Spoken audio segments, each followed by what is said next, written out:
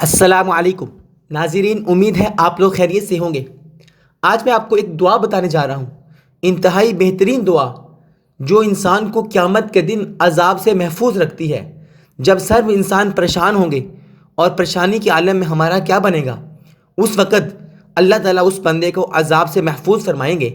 وہ دعا نبی کریم صلی اللہ علیہ وسلم جب رات کو سوتے تو سوتے وقت اپنے دائیں ہاتھ کو رخسار مبارک کے نیچے رکھتے اور یہ دعا پڑھتے: اللہم قنی عذابک یوم تبعث عبادک، اللہم قنی عذابک یوم تبعث عبادک، اے اللہ ہمیں اس دن کے عذاب سے بچا لیجئے جس دن آپ اپنے سب بندوں کو قبر سے اٹھائیں گے۔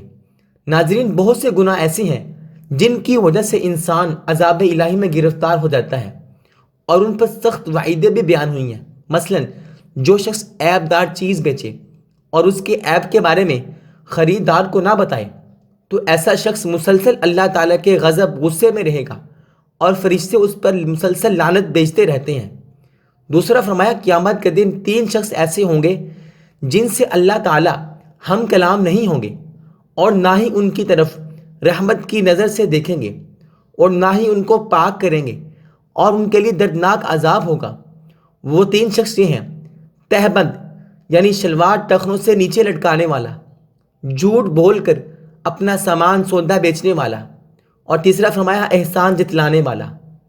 جو شخص قدرت کے باوجود قرض دینے والے کے ساتھ ٹال مٹول کرے تو اللہ تعالیٰ ہر دن اور رات مسلسل اس کا گناہ لکھتے ہیں، یعنی ایسا شخص ہر وقت گناہ میں مبتلا شمار ہوتا ہے۔ جس نے دنیا میں حرام طریقہ سے مال کمایا اور ناحق طریقہ سے خرچ کیا، اللہ تعالیٰ اسے رسوائی کے گھر یعنی جہنم میں داخل کریں گے۔